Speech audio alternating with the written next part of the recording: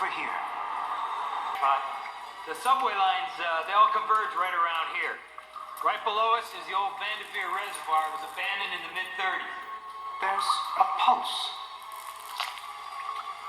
There. A cistern on the other side.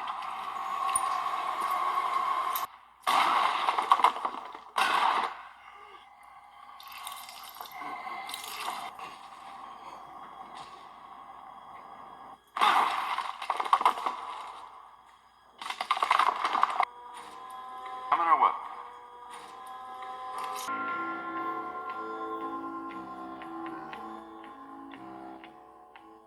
Yeah, Hellboy, right?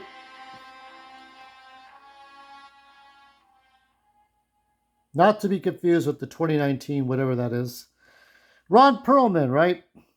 My introduction to Ron Perlman, of course, might have been Beauty and the Beast, but I never really watched Beauty and the Beast. That's with him and Linda Hamilton. No, it was Batman the animated series, where he was Clayface. Y'all remember Clayface? Yeah. Imagine if he wore the makeup for Clayface. That would have been interesting. Because he could play the heavies. He could play the Darth Vaders and all that. The Frankenstein monsters and all this. It's really interesting. In fact, I think that Ron Perlman could play Frankenstein if they did like if they wanted to expand upon the sort of dark humor universe, Universal Pictures, they could have they have Nicolas Cage as Dracula. They would have Ron Perlman as Frankenstein's monster. So let's go over the cast. I think to Ron Perlman's left is Selma Blair, and to his right, Doug Jones, I think. Kind of reminds me of David Hyde Pierce. You got Rupert Evans as John Myers. You got John Hurt as Professor Broom. There was a younger version of Professor Broom. Let's see if I can find that. You got Brian Steele as Samael. Bridget Hodson. Yeah, she was like the evil Nazi girl. Ilsa Hopstein. Jeffrey Tambor. I think he's still blacklisted, right? As Tom Manning. You got Ladislav Biram as Carl Rupeck. Grigory. Carl Roden. You got, let's see who else. Let's see. Got all these different actors here. Dr. Jenkins. Yeah, so what is it all about? This is Guillermo del Toro's superhero kind of directorial debut, right? Superheroes, this is as close as he gets to a superhero movie. I mean, it's dark. Now, this was at a time, somebody was saying this is the golden age. I don't know what the golden age is. I would say the golden age of these kinds of movies really started with Star Wars, and then Superman, and Star Wars, Superman, E.T., probably. You know, all the 1982 movies, The Wrath of Khan, The Dark Crystal, all those movies. And then, I think this is the Silver Age, right? The Silver Age is this. And then the modern age is all the stuff we had after 2015. So Hellboy came around 2004. And I think the sequel came out in 2009. So what is it? It's like the setup with Captain America, right? Captain America at the very beginning, whether it's the 1992 movie or the 2000, whatever that movie was, whenever it was. Captain America, you had World War II, you had the Nazis versus, of course, if you combine Captain America with Indiana Jones, the Raiders of the Lost Ark, the Nazis were looking for something. So I guess that this is Hitler was supposed to be dead in 1958. Hitler was not on cocaine. I guess if he was still painting while he was killing Jews and saving the economy, he would have found this portal that opens up to the demon world. And out comes people like Hellboy and Abe Sapien. And somehow people get powers, like in Selma Blair's case, she gets powers. There's a little bit of cock blocking with his like his intern who gets his food for him. He gets some baby roots. You know that Guillermo del Toro liked Goonies, so he probably, the baby Ruth thing. I just think of that scene where Chunk gives Sloth the baby Ruth. So I know where he got that from. That was pretty obvious. So it's 1945 or 1940 something, and you have the professor and some grunts, and they go and they stop this sort of this general from opening up a portal to a demon world. They find Hellboy, they find other things, and then what is it? Maybe about 60 years pass because it's 2004, and the professor's an old man. He narrates about the first 20 minutes of this movie, and then at some point he dies because the assassin that we see at the beginning here of this review kills him. He's pretty much like Snake Eyes. He's like the assassin guy. It's like a stunt performer in a mask. So he doesn't have any real Oscar award winning performances here. It's basically stop the demon apocalypse from happening.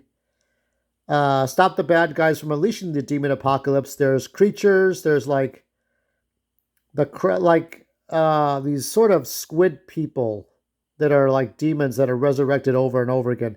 Hellboy is basically Batman, but it's a demon from another world, from neither world, who fights crime, and he's got a sidekick, Abe Sapien, and they live in a facility that is protected by the government.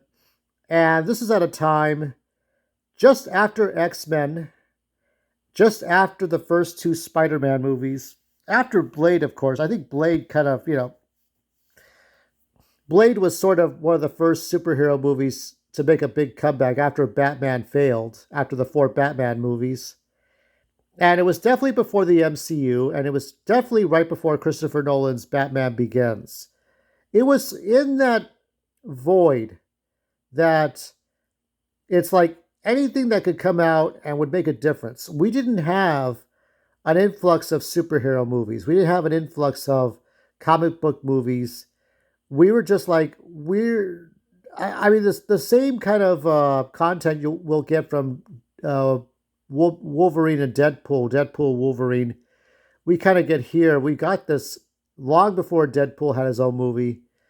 And when Hugh Jackman was becoming more and more popular, it came out at the right time, I think. Guillermo del Toro, who I reviewed, I think a week or two ago about, Kronos, right? And that was a good movie.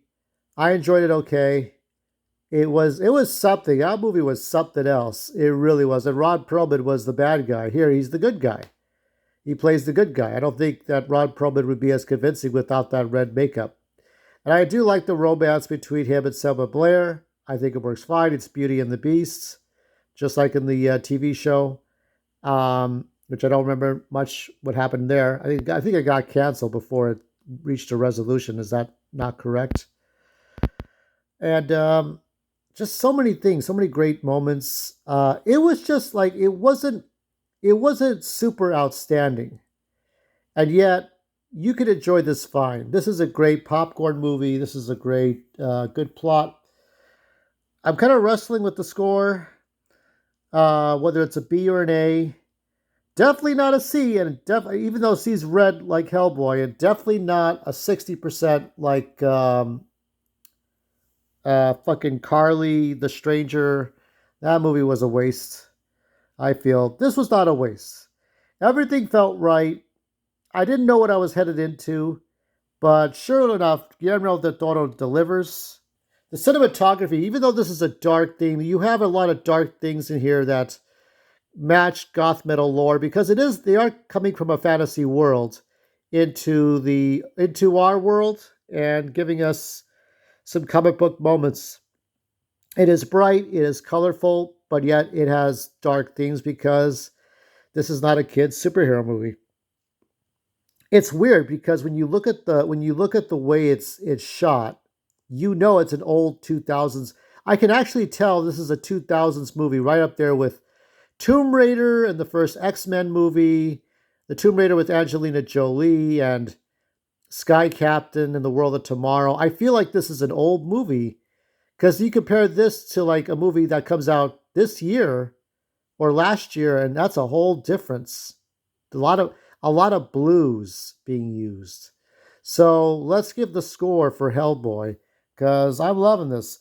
I noticed that. Well, we'll talk about for next week, but I noticed something. Let's give the score a solid A. I thought this is a great. This is not an outstanding movie, but it was a very good movie. I have not seen the sequel. Um, I'm just gonna focus on when I do this when I do these Goth-Metal lore chapters. We'll focus on Guillermo del Toro more than Hellboy. But yeah, I thought it was worth it. I thought this was probably one of the greatest things he's ever done. I think if Guillermo did a Batman or Superman movie, I think he would want Superman to fight the supernatural or Batman to fight the supernatural. Because Superman could fight the alien robots and Lex Luthor any other time, but for Superman to go up against Leviathan or uh, Karkle or some sort of like, or the Beholder from Dungeons and Dragons, some sort of demonic thing that usually Dr. Fate fights or Doctor Strange, to have Superman fight a monster of supernatural proportions where he's like on even as I think Guillermo del Toro could really do that. Batman too. Batman's an easy pick, but maybe it ought to be Superman if you had to really choose between the two, or Wonder Woman.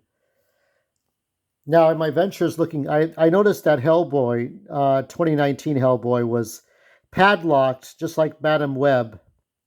Now, I saw that 300 Rise of an Empire, they have a preview of it. It's supposed to debut on Netflix on Monday. Now, what I would like to do is I would like to watch that for free on Netflix since I'm paying for the fucking subscription. Here's the problem, though. I think you're already ahead of me. If there's a fucking padlock icon on 300 Rise of an Empire, Netflix can go fuck its mother's ass, which would probably be a network television, since network television would technically be its mother, right? Netflix? Right, Netflix? Go fuck your mother's ass. Go fuck NBC or CBS or ABC. Because I'm not gonna change my subscription service to watch everything. I think if you pay for a sub service, you should be able to get everything that you are paying for along with your phone service. Okay, that's the way I see it. So if I have to change my subscription service, I'd rather just buy it off of YouTube. Now, if I'm not able to watch 300 Rise of an Empire, I'll do it another time. I will do something else. So I'm hoping for Tuesday to watch 300 Rise of an Empire and give you a good review on it. Otherwise, that'll be another time. But I'll rent it out. But either way, we'll get something on Tuesday. But I'm hoping it'll be 300 will be available to watch on Netflix for free. Since not free because I'm fucking paying for it. Okay? So see you all Tuesday. Watch Hellboy, the original, not 2019 if you haven't seen it yet.